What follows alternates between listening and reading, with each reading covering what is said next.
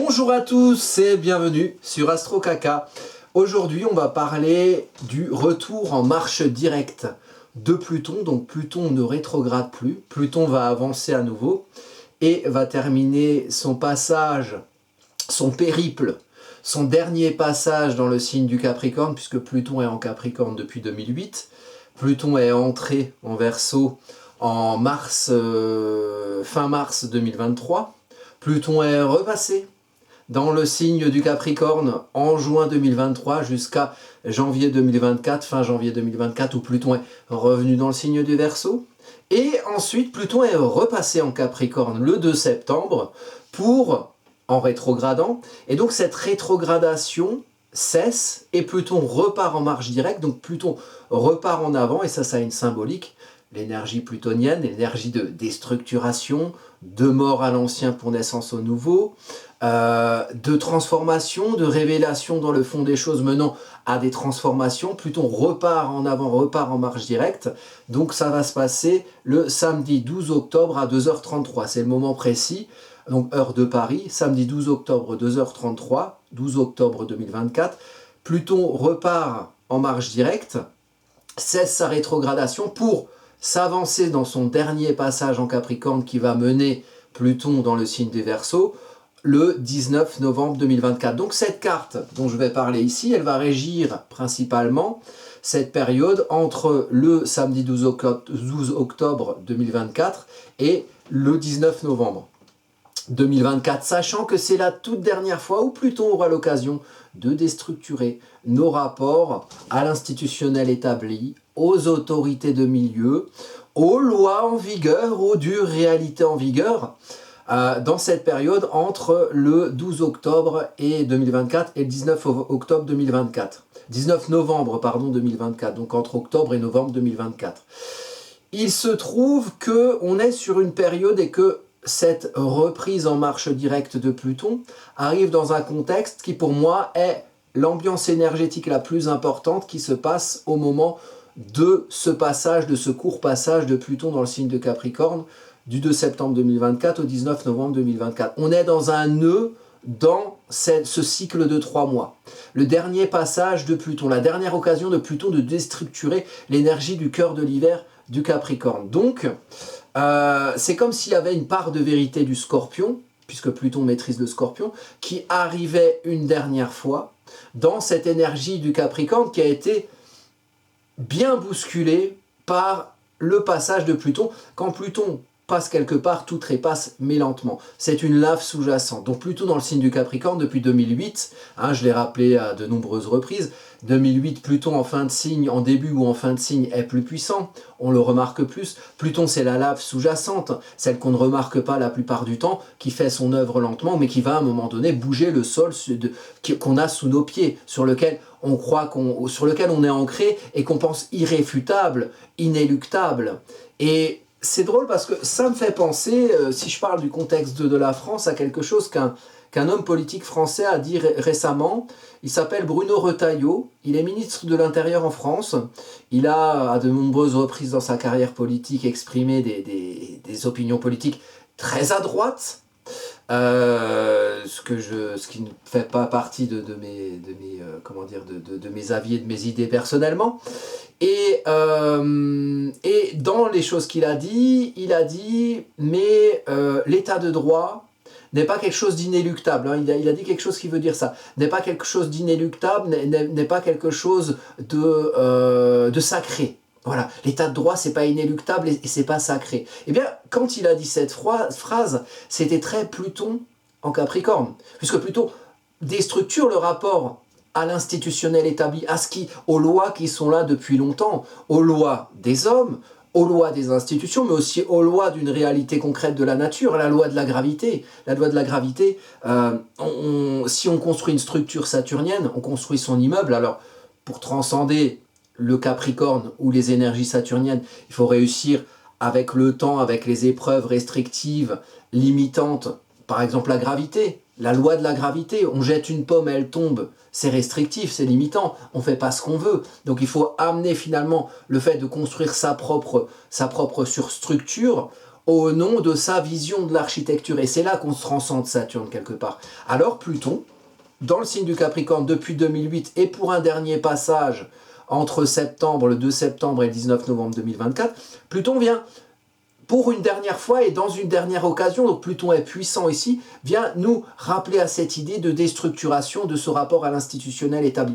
En reconsidérant, c'est pas que la loi de la gravité, elle n'existe plus, elle est toujours là. Les réalités concrètes, elles sont toujours là. L'hiver, il fait toujours froid, il faut mettre son manteau pour sortir. Quand on gravit sa montagne, il faut mettre ses petites chaussures, sinon on glisse. Ça, c'est toujours là. Mais Pluton nous amène à considérer ça différemment, à reconsidérer ça et à transformer notre vision de l'institutionnel établi. Et ce cher Bruno Retailleau que j'adore nous indique ça dans une phrase publique à ce moment-là. Et j'ai trouvé ça intéressant puisqu'il l'a indiqué très récemment à la période paroxystique, donc la période la plus puissante énergétiquement de ce dernier transit de Pluton en Capricorne de septembre à novembre 2024.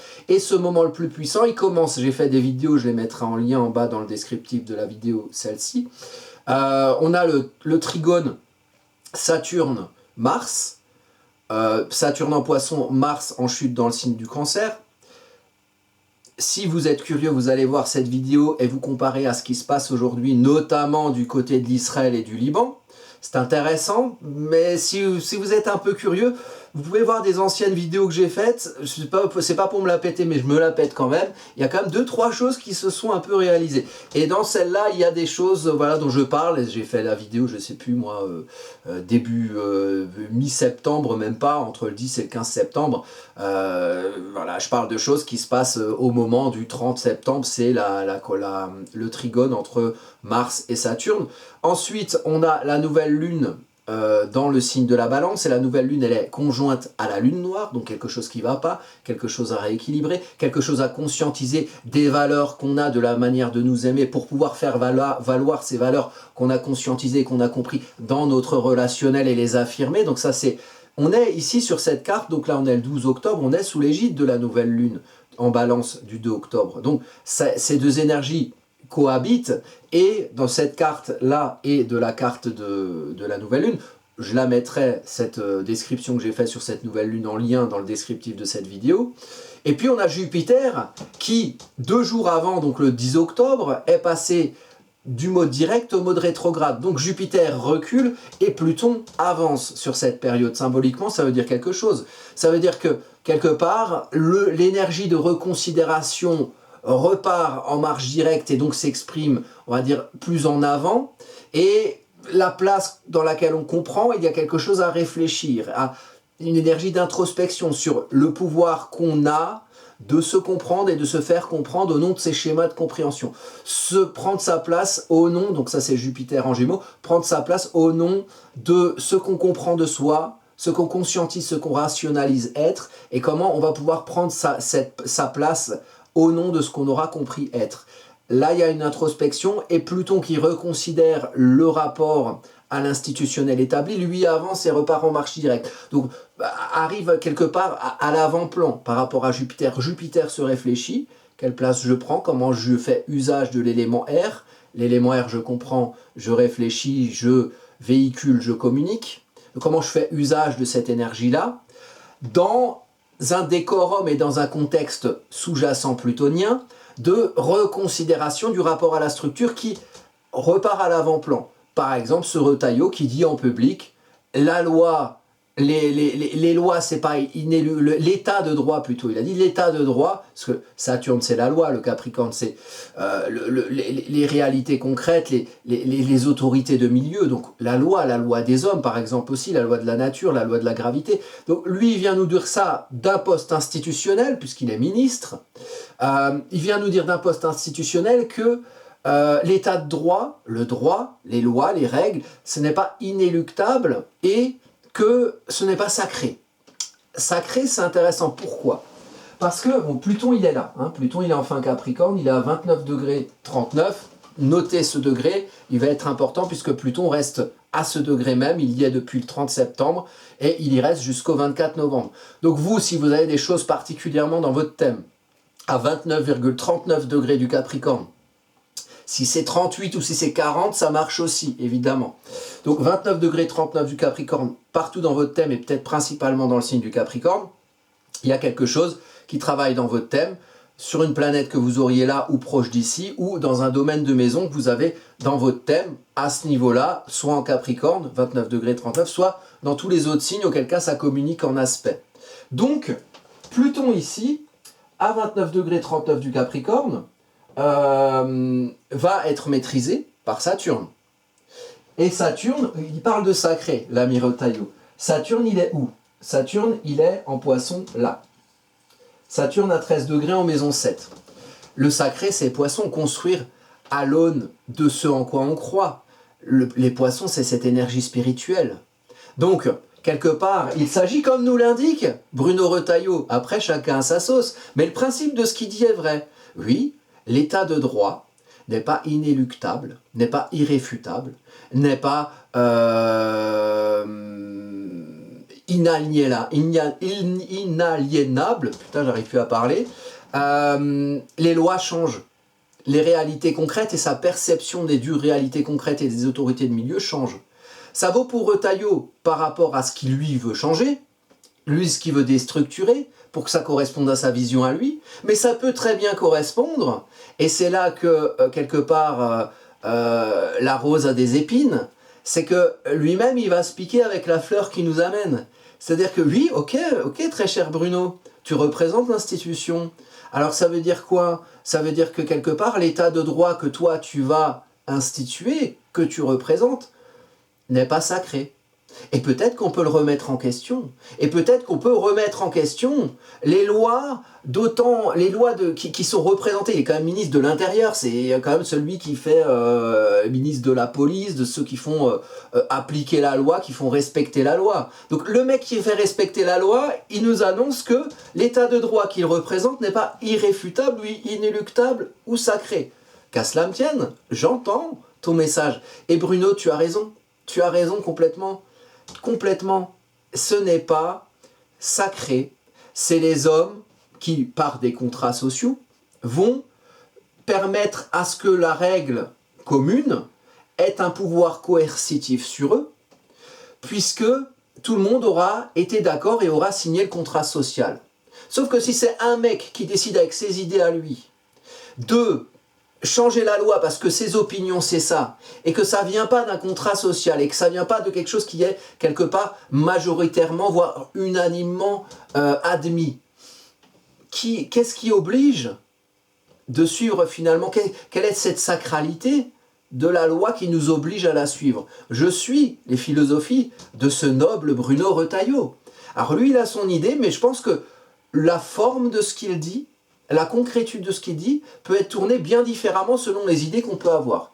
Alors si on est tous d'accord avec finalement les reconsidérations de l'institutionnel établi que M. Retailleau veut nous amener et veut nous amener à faire suivre et veut nous amener à comme loi ou comme règle auquel on va être contraint, si on est tous d'accord avec ça, on va tous dire « Saint Retailleau, finalement ta voix est sacrée », contrairement à ce que tu as pu dire, parce qu'on est tous d'accord avec toi. Mais on peut aussi suivre sa voie, tel Jésus, Bruno Retailleau, qui va nous dire bon, très bien, ce n'est pas sacré, tu as raison, et ce que tu édictes toi en tant que représentant de la loi, ce n'est pas sacré, et peut-être qu'on va réfléchir à reconsidérer la portée contraignante de la règle que tu représentes. Vous voyez, donc ça c'est une question de réflexion, c'est l'esprit des lois.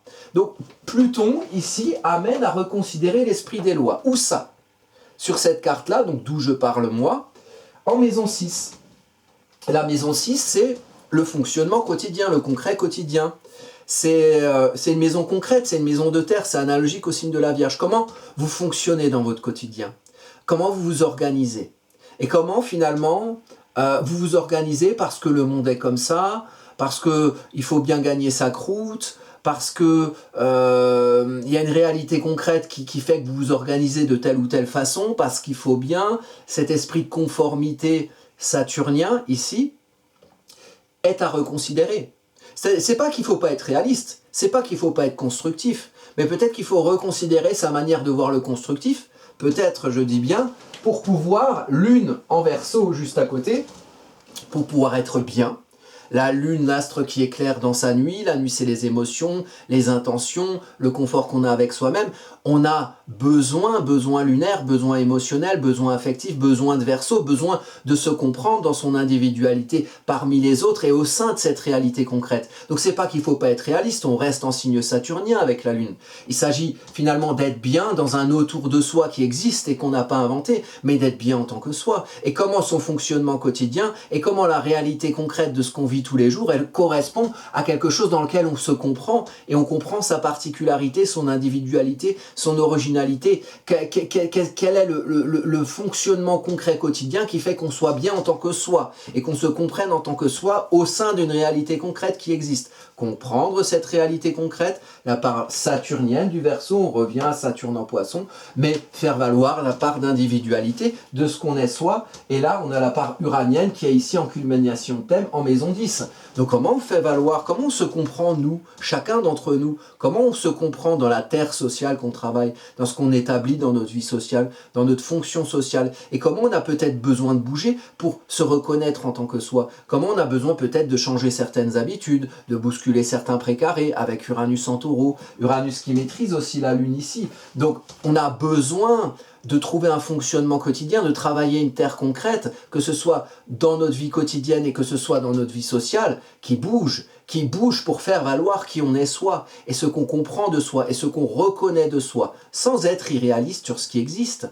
Les lois de la nature et l'institutionnel établi est là, sauf que l'idée c'est de reconsidérer quelque part sa place et sa compréhension de soi au sein de cet institutionnel établi et au sein de cette réalité naturelle. Et qu'est-ce qu'on peut éventuellement faire évoluer rien qu'en le comprenant différemment et en se comprenant différemment autour. Les lois de la nature, elles vont rester, la loi de la gravité, elle va rester. Si vous sautez d'un immeuble de 10 étages, vous tombez. C'est comme ça, c'est la réalité concrète. Vous n'avez pas des petites ailes pour voler. Donc il s'agit de rester réaliste. Mais il y a peut-être des choses dans les réalités concrètes que vous suivez, qui structurent votre quotidien, qu'on peut éventuellement changer. Et là, on écoute Bruno Retailleau. On l'écoute quand il dit l'état de droit n'est pas inéluctable et n'est pas irréfutable et n'est pas sacré. Ça peut changer, ça peut évoluer, oui. Alors peut-être qu'en considérant différemment cette réalité concrète de l'institutionnel établi, peut-être qu'on va avoir des idées d'être mieux soi à l'intérieur de cet institutionnel établi.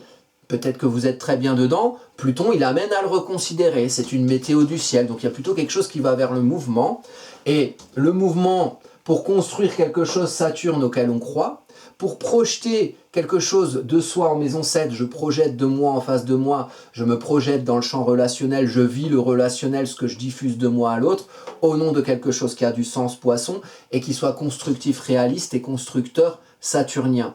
Saturne est aussi maîtrisé par Pluton. Donc cette considération de comment ce qu'on projette de soi à l'autre est quelque chose auquel on croit, c'est dans un état, dans cette météo du ciel, de reconsidération. Alors, vous pouvez voir dans vos vies personnelles, qu'est-ce que vous avez dans votre thème, ici vers 13 degrés des Poissons, qu'est-ce que vous avez vers 29 degrés 39 du Capricorne, mais on peut aussi voir ça dans le collectif, on peut voir ça dans le monde du commun, on peut voir ça par des choses qui peuvent se passer autour de nous.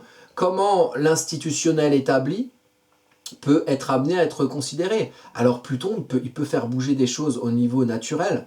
Il peut y avoir des catastrophes naturelles, puisque Pluton déstructure. Il peut y avoir du tremblement de terre, de l'éruption volcanique, physiquement. Il peut y avoir des catastrophes voilà, qui viennent des forces telluriques ou naturelles. Mais il peut y avoir aussi une reconsidération de l'organisation sociale. Rien que de la pensée, vous voyez. Et on a, c'est vrai, en France par exemple, ça fait depuis 2008, ça fait depuis longtemps. En France, c'est depuis que c'est Sarkozy le président. Il y a eu Sarkozy, il y a eu Hollande, et après il y a eu Macron 2 fois.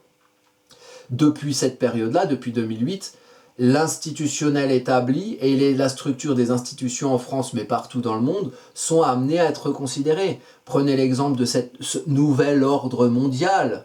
Prenez Macron le président qui a écrit un livre, je crois, qui s'appelle « Révolution ». C'est des gens qui prônent tous ceux qui ont été à la tête de moult États dans le monde, et notamment en France, sont des gens qui prônent la reconsidération de l'institutionnel.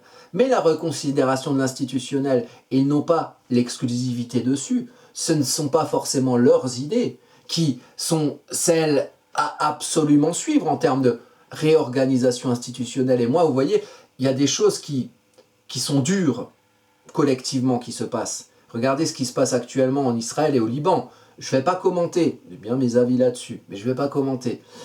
Mais c'est dur ce qui se passe. À Gaza, c'est dur ce qui se passe. En France, c'est dur ce qui se passe. Et je vais revenir sur les degrés 29-39 de Pluton, 29-39 du Capricorne, des dernières fois où il y a eu ça. Il y a eu des choses dures, il y a eu des événements durs. En France aussi. Et donc, cette reconsidération du sol sur lequel on est ancré, des lois, des règles, de comment fonctionne le monde, cette reconsidération-là amène des choses qui sont plutoniennes. Et Pluton, c'est la mort, c'est le dieu des enfers. Donc forcément, ça amène des choses qui sont compliquées. Mais ce qui est positif là-dedans, c'est quand on se dit prendre Pluton de manière positive, c'est quand on se dit mais si ça reste pareil, est-ce que tout mouvement ne vaudrait pas mieux que si ça reste là comme maintenant? Et si on se dit que oui, alors on accueille Pluton. Parce que de toute manière, Pluton, il fait son œuvre. Il ne nous attend pas, Pluton. C'est-à-dire que soit Pluton, on est sur un sol sur lequel on est ancré, et puis il est en train de s'émietter en petites miettes, et on s'accroche aux petites miettes, auquel cas, plus on s'accroche, et plus Pluton va nous faire souffrir. Ou alors on accueille le changement, on se barre des petites miettes, et on s'acclimate à un sol nouveau qui est sous le sol ancien sur lequel on s'ancrait précédemment. Ça amène un changement. Et ensuite, Pluton va, à partir du 19 novembre, en Verseau, et là, va œuvrer pendant 20 ans à restructurer nos rapports entre nous, les rapports communicationnels, interactionnels entre nous, peut-être les techniques qui font, Internet, les lunettes connectées, l'intelligence artificielle, ou alors peut-être que tout explose et on n'a plus d'électricité, on n'a plus Internet. Pluton va reconsidérer ensuite le Verseau. Chacun son tour. Là, c'est le Capricorne, et là, c'est la fin du Capricorne. Donc ça veut dire qu'il y a un détachement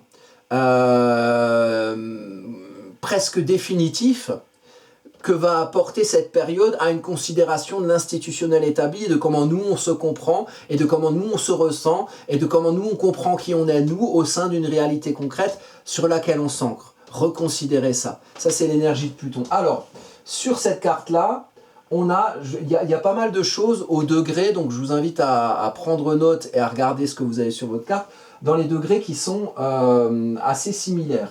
On a Jupiter à 21 degrés, Jupiter en Gémeaux.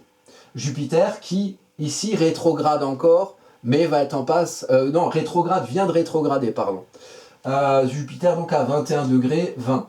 Il est à 21 degrés 20 plusieurs jours, au moment où Pluton passe en marche directe, donc 21 degrés 20 ou aux alentours de 21 degrés chez vous. J'en ai parlé sur la vidéo que j'ai faite sur Jupiter, ça va être important. Donc si vous voulez en savoir plus sur Jupiter, allez voir en lien la vidéo qui concerne cette rétrograde de Jupiter. On a Mars en Cancer, 20 degrés, donc 21 degrés, 20 degrés, on est à peu près sur les mêmes degrés. On a l'ascendant à 17 degrés. Donc tout ce que vous avez aux alentours de 20 degrés, vous voyez, ça va être mis en importance. On a Vénus à 23 degrés. On a le Soleil et Junon à 22 degrés. Donc il y a beaucoup de choses.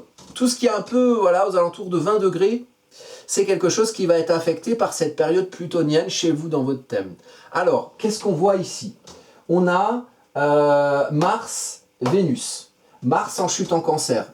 Le Bélier dans le salon. Donc, une action, un mouvement pour reconsidérer les zones de confort, pour reconsidérer les habitudes émotionnelles et affectives dans lesquelles on peut s'enfermer, pour reconsidérer certains fonctionnements sociaux, culturels, éducationnels. On a ici les deux maîtres du Scorpion, Pluton qui est l'objet de cette carte, et Mars ici en chute en Cancer.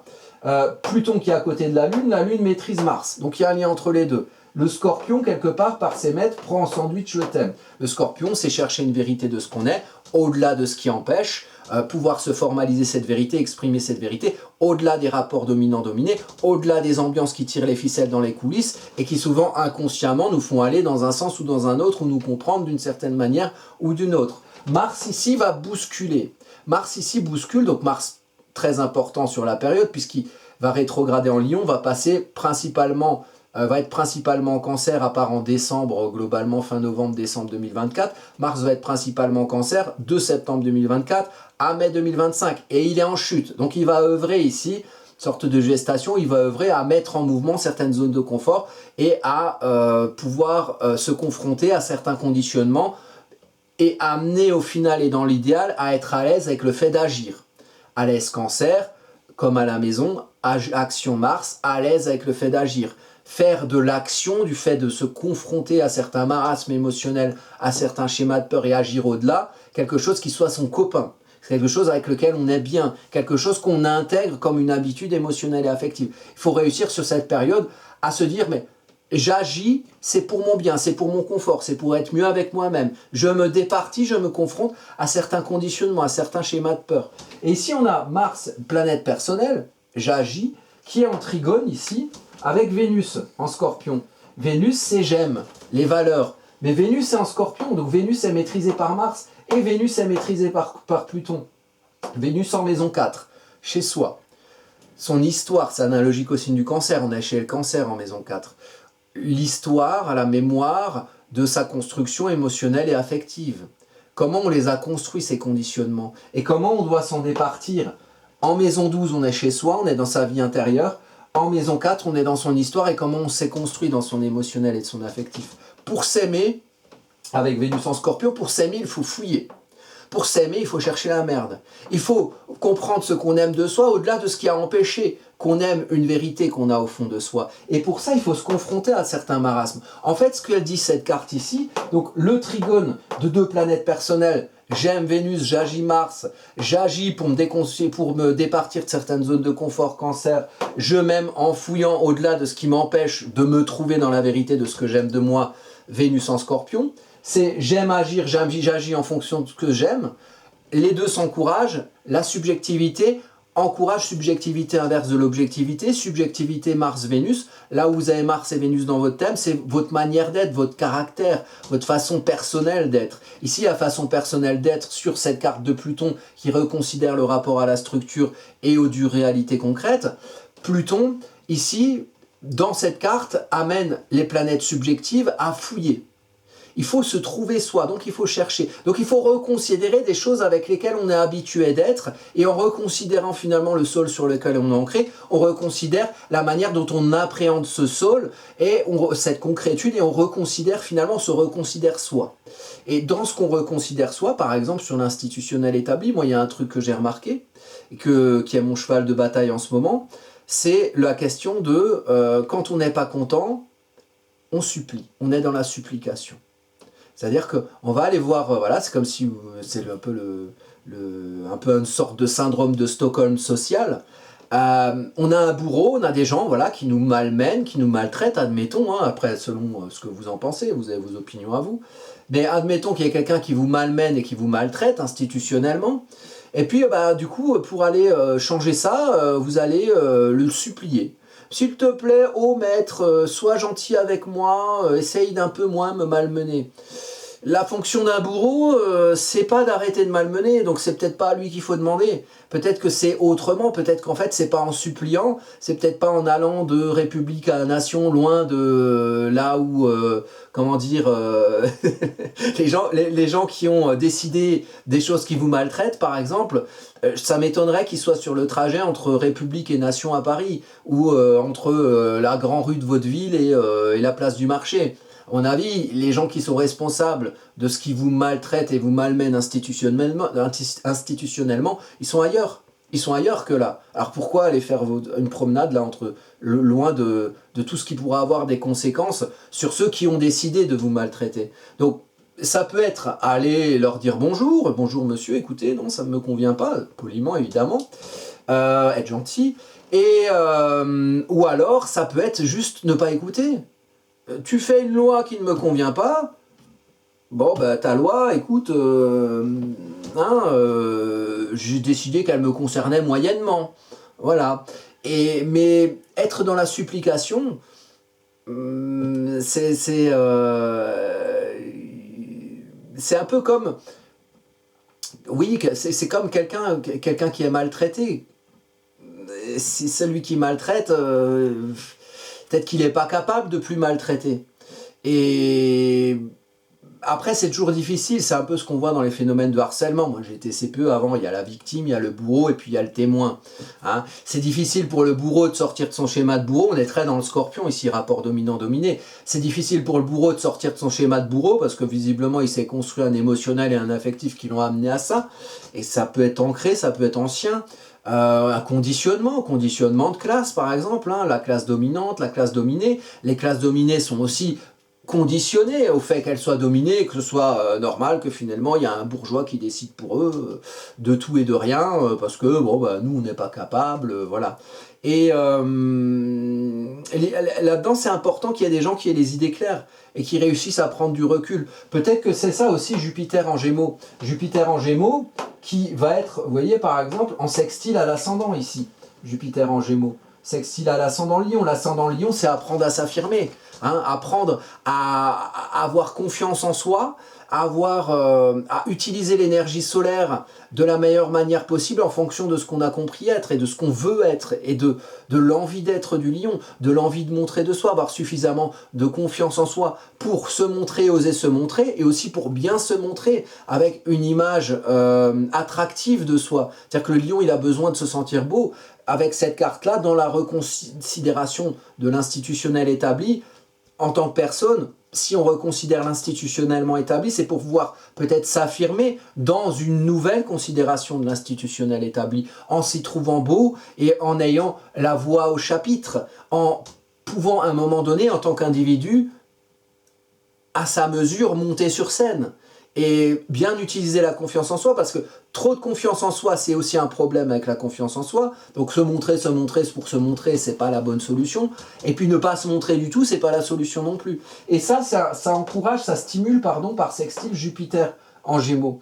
Et Jupiter en Gémeaux, c'est justement comprendre, avoir les idées claires, être au clair avec la place qu'on prend. Avec la place qu'on prend dans la vie sociale au nom de ce qu'on affirme en tant que soi. Donc ça va être important dans cette considération, cette reconstitution, c'est un petit lapsus, cette reconsidération des règles et de son rapport à la règle et de son rapport à la réalité concrète pour que ce qui est limitant et restrictif puisse devenir constructif et constructeur. Avec Pluton en Capricorne, la Lune à côté, besoin de se comprendre en tant que soi. Se comprendre en tant que soi, prendre sa place dans la vie sociale en usant de l'élément R au nom de ses propres codes de compréhension, en ayant les idées claires et en prenant son espace d'usage de l'élément R, en étant soi, en apprenant à être soi, à s'affirmer en tant que soi, à se mettre en lumière, on est en balance. Hein.